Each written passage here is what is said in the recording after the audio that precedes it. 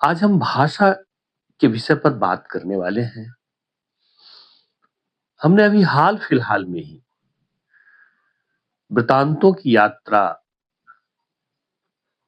धारावाहिक प्रारंभ की है और इस धारावाहिक कार्यक्रम में हम एक-एक घटना को लेकर के आपके समक्ष प्रस्तुत होते हैं। साथ ही साथ उस घटना का मेरे जीवन पर क्या प्रभाव पड़ा, क्या असर पड़ा, उसकी भी थोड़ी हम चर्चा करते हैं। मित्रों, मेरा नाम गौतम चौधरी है और आप देख रहे हैं जनलेख। और इस जनलेख के मंच से वृतांतों की यात्रा का आप आनंद ले रहे हैं। दरअसल घटनाएं छोटी छोटी होती है,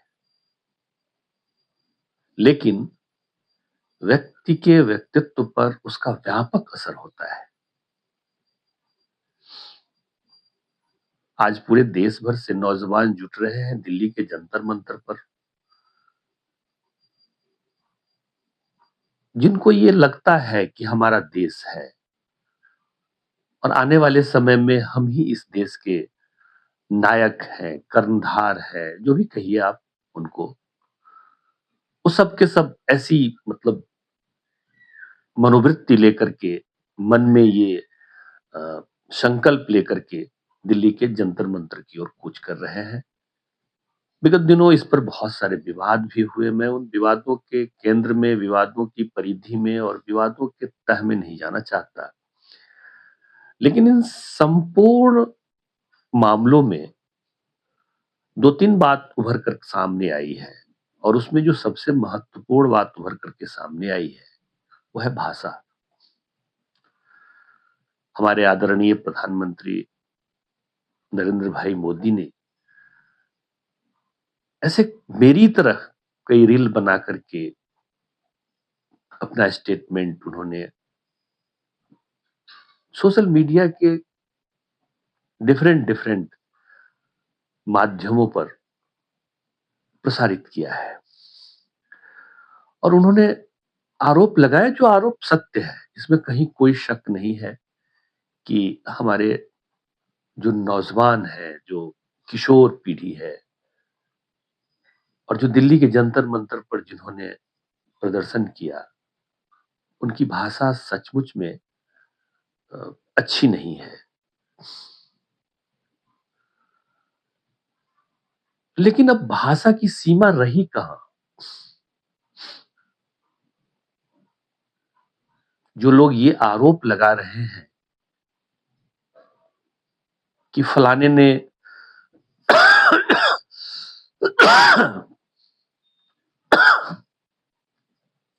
ऐसा कहा, फलाने ने वैसा कहा, उनको खुद अपने गिरबान में भी झांकना चाहिए।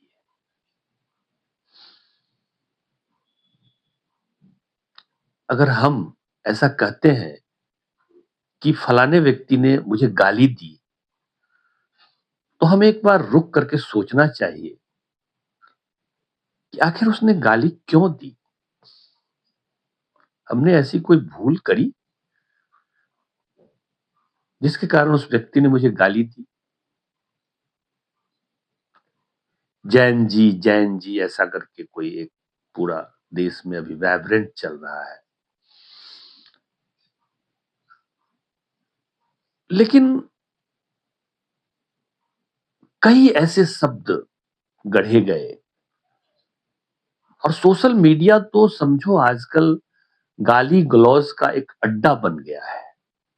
अगर आपको गाड़ी की ट्रेनिंग लेनी हो, अपशब्दों की ट्रेनिंग लेनी हो और इस अपशब्द के ट्रेनिंग में निष्णात हो जाना है बोलने में, तो मुझे लगता है कि सोशल मीडिया बहुत बढ़िया साधन है। उस पर आप समय खर्च करें तो आप बढ़िया गाली देने वाले हो सकते हैं। माहौल बहुत खराब है। ऐसे में हमें भी एक बार विचार करना पड़ेगा कि हमने क्या भूल की कि ये सजा हमको मिली।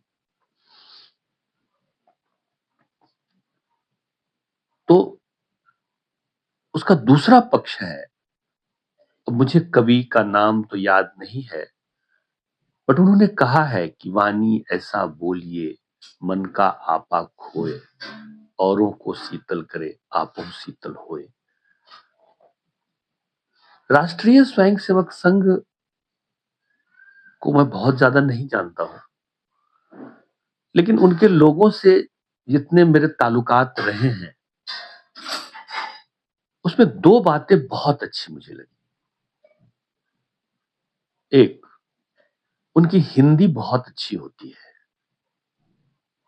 अभी का क्या माहौल है मुझे पता नहीं, लेकिन जिस किसी व्यक्ति से मैं मिला, वह व्यक्ति बेहद शालीन, सुसंस्कृत, सुव्यवस्थित और अपेक्षाकृत उसकी भाषा बहुत शालीन देखने को, सुनने को मिली। और दूसरा, हिसाब के मामले में, हिसाब किताब के मामले में, मैं ये नहीं कह रहा हूं, ये प्रमाण पत्र नहीं दे रहा हूं कि भाई वो आरएसएस के लोग ईमानदार होते हैं, क्योंकि बातें बहुत चल रही है, चारों तरफ घटनाएं घटी है, समय भी बदल गया है, तो मेरा कोई प्रमाण पत्र देना नहीं है। लेकिन अगर 10 रुपए, 20 रुपए, 100 रुपए अगर उनके पास है, तो मुकम्मल उनके पास हिसाब भी है कि हाँ 2 रुपए मैंने यहाँ खर्च किया, 4 रुपए मैंने यहाँ खर्च की, 10 रुपए हमने यहाँ खर्च किया और 5 रुपए हमने यहाँ खर्चा किया। इनका मुकम्मल मुकम्मल हिसाब उनके पास में होता था। एक रांची के ही मेरे बहुत पुराने मित्र हैं, मैं नाम नहीं लेना चाहूंगा, प्रभात खबर के उस समय में ब्यूरो चीफ हुआ करते थे, 98 90 के समय में। मैं तो रांची में उस समय था 2-3 साल के लिए, और उनके साथ मेरे बहुत मधुर संबंध थे। वह वैचारिक रूप से लेफ्ट थे, लेकिन उन्होंने, उनसे जब कभी चर्चा होती थी तो इतनी आत्मीयता मुझे महसूस होती थी कि मत पूछिए। और वो कांके रोड में एक सर्वोदय नगर करके एक जगह अ, है, वहीं रहते थे। उनका पूरा परिवार रहता था, उनके साढ़ू भी वहीं रहते थे। वो भी प्रभात खबर में सीनियर जर्नलिस्ट थे, संपादकीय पन्ने को देखते थे। जब कभी भी मैं जाता था, बहस करता था, बहस होते होते जब बहस में हम दोनों थक जाते थे, तो उनकी श्रीमती जी कहती थी कि अच्छा चलो कोई बात नहीं है, गौतम आज भोजन करके ही जाना। तो ये उनके परिवार के साथ मेरा रिश्ता था। मैं आज इसलिए बोल रहा हूं क्योंकि आज एक मौका है। वो बार बार ये कहते थे कि विचारधारा चाहे कुछ भी हो, व्यक्ति व्यक्ति होता है, और व्यक्ति से ही विचारधारा है, विचारधारा से व्यक्ति नहीं है। व्यक्ति जितना सुसंस्कृत, सुव्यवस्थित, संगठन निष्ठ होगा, लोग व्यक्ति के साथ जुड़ते हैं, लोग को देख करके जुड़ते हैं, विचारधारा को देख करके नहीं जुड़ते। एक बार की घटना है, एक एसयूसीआई से जुड़ी हुई एक महिला थी, मुझे आजकल पता नहीं वो कहाँ है, खादी कमीशन में वो नौकरी करती थी। बहुत दिनों के बाद, जब 6 महीना के बाद मैंने वो पत्रकार महोदय से पूछा कि उनकी भी काफी नजदीक थी, मुझे लगता है कि उन्हीं के माध्यम से वो खादी कमीशन से जुड़ी थी। मैंने पूछा कि फलाना दीदी कहाँ है, तो उन्होंने कहा कि पता नहीं कहाँ है। तो मैंने कहा कि कहीं अखबार में ही आप रखवा दीजिए। उनके पति भी एसयूसीआई में थे, बड़े लीडर थे, और धुरवा उर्वा साइड में वो कहीं रहती थी। तो उन्होंने बड़ी अच्छी बात कही कि ये जो लेफ्ट होते हैं वो व्यवस्थित नहीं होते, और व्यवस्थित नहीं होने के कारण ये हर जगह संघर्ष ही करते रहते हैं, अपने परिवार में भी संघर्ष। मतलब उनको जहां कहीं भी लगता है कि संघर्ष करना चाहिए, वहां वो संघर्ष के लिए तुरंत तैयार हो जाते हैं। ये अब लेफ्ट के बारे में उनका सकारात्मक दृष्टिकोण था कि नकारात्मक दृष्टिकोण था, मुझे पता नहीं। लेकिन उनका ये कहना था कि लेफ्ट संघर्ष में ही रहते हैं और किसी व्यवस्था को खड़ी करने के लिए संघर्ष नहीं, समन्वय की भी जरूरत होती है। इस मामले में आरएसएस के लोग ज्यादा समझदार हैं। अब इस विषय में कितनी सत्यता है मुझे पता नहीं, वो मेरे से उम्र में ज्यादा थे, कई संगठनों में उन्होंने काम किया था, सामाजिक दायरा उनका बड़ा था, लेफ्ट और राइट दोनों को वो जानते थे, क्योंकि दोनों के साथ समान उनका संबंध था। तो एक बात तो मुझे ये ध्यान में आई कि आरएसएस के लोग शालीन होते हैं, समझदार होते हैं, व्यवस्था बनाने वाले होते हैं, व्यवस्था की जानकारी होती है, समन्वय में विश्वास करते हैं, भाषा शालीन होती है। दूसरा, हिसाब किताब उन्होंने साफ साफ कहा। उन्होंने ही कहा कि आरएसएस के लोग भी हिसाब किताब बहुत अच्छा रखते हैं, क्योंकि जब कभी भी हम लोग पत्रकार संगठन बनाते हैं तो पत्रकारों का तो लेफ्ट ओरिएंटेड संगठन है, बट हम लोग उसमें कोषाध्यक्ष जो होता है वो किसी आरएसएस के लोग के या आरएसएस बैकग्राउंड के ही पत्रकारों को उसमें रखते हैं। इसकी भी कितनी सत्यता है मुझे पता नहीं, मैंने कभी परखा भी नहीं। लेकिन उनकी दो बातें ये मुझे अभी भी ध्यान में है। अब उनकी दो बातों से आज के परिस्थिति और परिवेश की जब मैं तुलना करता हूं तो मुझे लगता है कि शायद वो पत्रकार महोदय गलत थे, क्योंकि 2014 के बाद जो आरएसएस की नई पीढ़ी आई है उसकी भाषा तो बिल्कुल शालीन नहीं है। क्योंकि मैं सोशल मीडिया पर सक्रिय रहता हूं और मैं देखता रहता हूं, या तो ये लोग जो आए हैं वो स्ट्रीट फाइटर हैं, किसी पूर्वाग्रह से ग्रस्त होंगे, किसी न किसी माध्यम से वो आ गए हैं, या तो एक बहुत बड़ा षड्यंत्र है। ये दोनों बातें हो सकती है।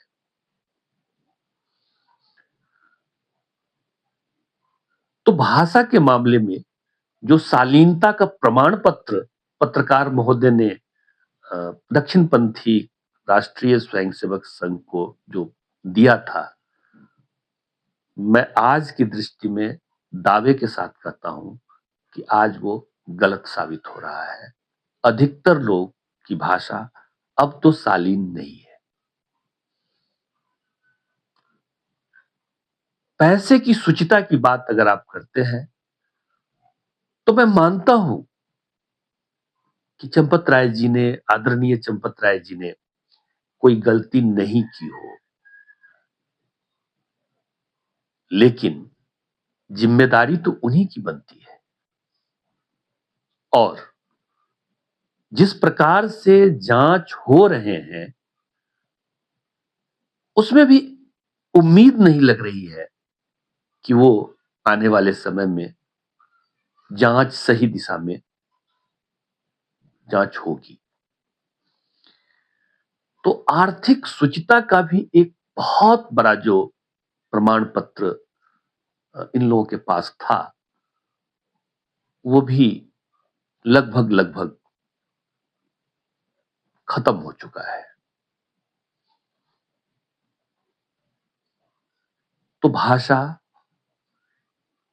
और आर्थिक शुचिता, जिसके कारण और सारे कारण हैं, जिससे विगत 100 वर्षों में राष्ट्रीय स्वयंसेवक संघ के कार्यकर्ता जीवन के विभिन्न क्षेत्रों में बहुत ही सफलता के साथ आगे बढ़े।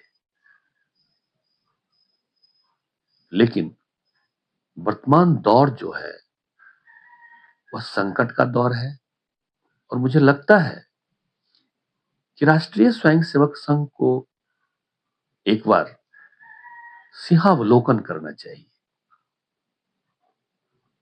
थोड़ा रुकना चाहिए, ठहरना चाहिए और अपने अतीत को निहारना चाहिए, अपने पुराने कार्यकर्ताओं को, पुराने आदर्शों को, पुराने प्रतीकों का स्मरण करना चाहिए। मैं नसीहत नहीं दे रहा हूं, मैं देने वाला होता भी कौन हूं, लेकिन जो क्षरण है और बार बार एक छोटी सी बच्ची को टारगेट किया जा रहा है, बार बार कहा जा रहा है कि उसने गलती की, तो मेरा छोटा सा प्रश्न है कि अगर घर का कोई छोटा बच्चा गलती करता है तो उसकी जिम्मेदारी बच्चे पर नहीं होती है, उसकी जिम्मेदारी उस घर के सबसे बड़े बुजुर्गों पर होती है। हमारे यहाँ कोई बच्चा खरा खरा पेशाब करता था तो घर में उसकी पिटाई हो जाती थी। एक छोटी सी घटना मेरे साथ घटी कि मैं, हमारे यहाँ पीपल का पेड़ गांव में, बड़ा प्यारा सा गांव है, पीपल का पेड़ था, उसके डाल पर बैठ करके हम झूल रहे थे और एक गाना गा रहे थे। उस गाना का बोल था, छोड़ी पत्थर की गे मारे गुललवा जियरा में उड़ उड़ जाए। हमारे दादा उधर से गुजर रहे थे, उन्होंने वो सुन लिया और जब रात में, मैं शाम में जब मैं अपने घर पर आया, घर में सिस्टम था कि हाथ पैर धो करके पढ़ाई के लिए बैठना होता था। तो जैसे मैं हाथ पैर धो करके पढ़ाई के लिए बैठा, वैसे हमारे दादा हमारा हाथ पकड़ लिए और मेरी अच्छी खासी पिटाई की और उन्होंने कहा कि ये जो गाना है ये तुम्हारे लिए बिल्कुल नहीं है, खबरदार जो आज के बाद ये गाना गाया। तो बातें बहुत हैं, लेकिन एक बार हमको स्मरण करना चाहिए। और जो माहौल खराब हो रहा है, इस माहौल खराब होने की जिम्मेदारी भी खुद के ऊपर लेनी चाहिए। अगर हम गाली गलौज पर उतरेंगे तो सामने वाला भी गाली देगा और सामने वाला जब गाली देगा तो हमसे ज्यादा विभत्स होगा, क्योंकि गांव में हमने अपने ही गांव में महिलाओं को भी लड़ते हुए देखा है। मुझे लगता है कि आज के लिए काफी है।